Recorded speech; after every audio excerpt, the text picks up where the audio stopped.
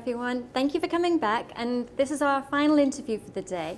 And as we said, we're going to do things a little bit differently. And I'm actually going to interview the interviewer. He's been here all day interviewing a variety of people, talking to all of the speakers who have been here at the B2B Marketing Forum. You've had a chance to have a chat with them on screen and off screen. And so it's interesting for you to be able to give us a bit of a summary of some of the things that you've seen. So first of all, could you introduce yourself and tell the audience who you are and what you do for a living? For a living, I breathe. But if I would like to get paid for what I do, I like to do interviews and speeches, but the majority of the time I spend actually with sales teams and salespeople how to professionally sell better in a B2B environment. Okay. So in fact, that's also one of the things that I really enjoy, because today was about engagement. And for a marketeer, that's a little bit more difficult, because usually the gap between a customer and a marketeer is a little bit bigger than if you're a salesman. Mm-hmm. Then you call your customer or you have a meeting, then there is no gap. So engagement was a really, really fascinating topic for me today. Okay, brilliant. And what were the things that you enjoyed most from your talks today? Well, I like Americans, just and Australians. So my conversation with Todd I liked, and Scott and Lisa Arthur, because they have energy and they can word in a very simple way, yet with a very strong message. Okay. So those kind of interviews I really like myself. And did they have any, what was a favorite sort of quirky example of best practice or worst practice that you saw today? Well, when the one with the Red Cross example of Scott was kind of funny. There were not a lot of B2B examples, and we saw this last year as well. And even though they are out there, the B2B examples.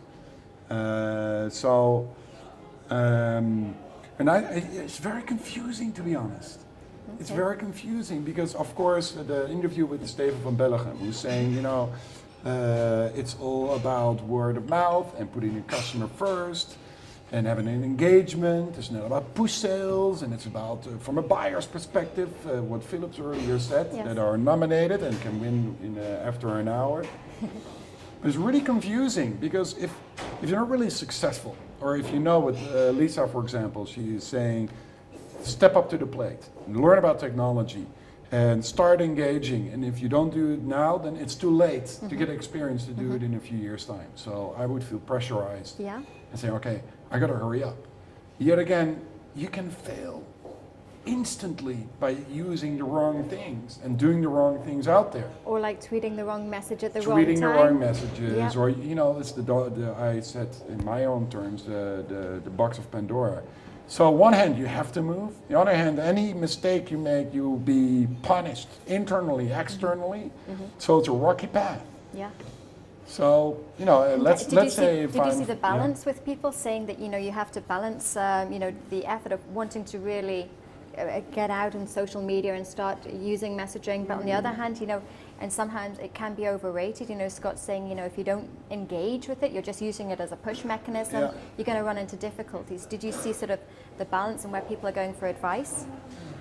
Yeah, but also in that area, there is a lot of times this balancing. Is start small, don't do everything big. Okay, so I start small, but then, if you want to have I say a lot.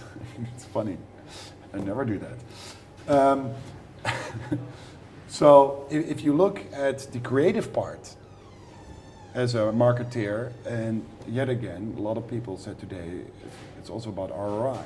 Yes. So how can you start small and piloting, and also you have to have results, and at the same time have a true, honest, authentic conversation with your customer and engage with your customer.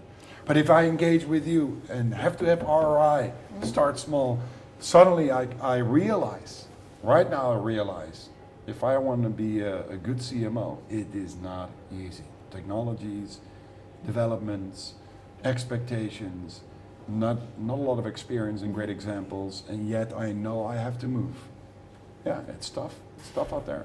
But I think today we've seen a lot of examples, when looking at things like social media and websites and saying these are all a tool. These are a tool to help you engage. They're not the be-all and end-all. They're the tool to get you to where you want to be, to achieve customer satisfaction. I think we've seen lots of different ways and approaches to this.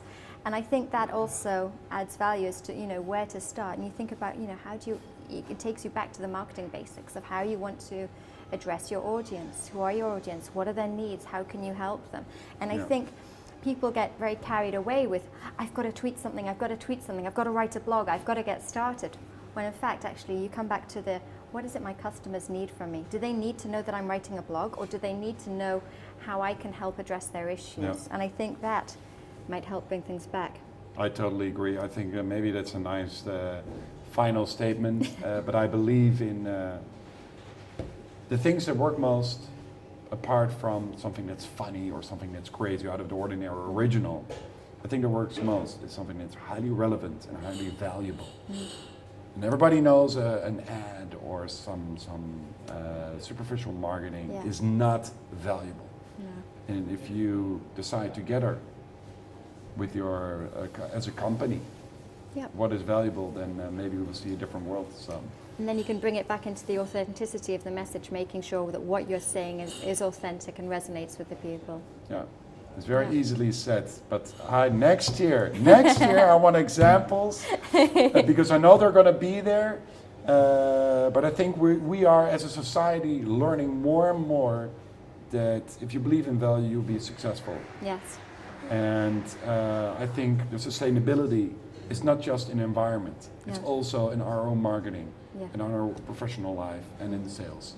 So. And how much do you find that this all centers around marketing and marketing's roles and responsibilities? Because a lot of the conversations that we're hoping to achieve is not just siloed into marketing, it's across the whole company. Yeah, exactly. And I heard a lot of times today that it's sort of, about bad examples of customer response. It took, 47 days to respond to a tweet, all this kind of thing. And you go, if that's sort of the bad examples, is it marketing's responsibility always to come in and engage with the customer, or how do you see that filtering? I mean, you also work with sales and things. How do you think they get involved?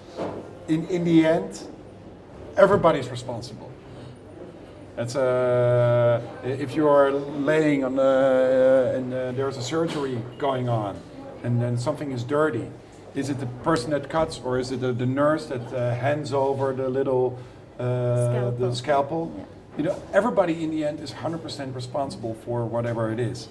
And I think if you take on the responsibility to, as a company, to converse with customers, better make sure that the whole company knows that and backs up and acts as an ambassador. And I think this is the beauty of it. This is something that I personally am really triggered by. If you start engaging with your customer, if you open up, and if you are transparent, and if you say, talk to us, I think that's where the true core and values of a company manifest itself. Yeah. Do you want to feed on customers for your own big body? It will show it. Mm-hmm. Are you bad to your own colleagues? Yeah. It will show it. Yeah. And if you are there to empower your customers, and you're open and transparent about it, then that will show it itself. Yeah. So there's no more lying or bullshitting around. I think this is time for truth. So this is maybe a little wild statement, but that's my view. No, that's great. Thank you very much. All right, thank you. Thank you everyone for listening in. Really appreciate it.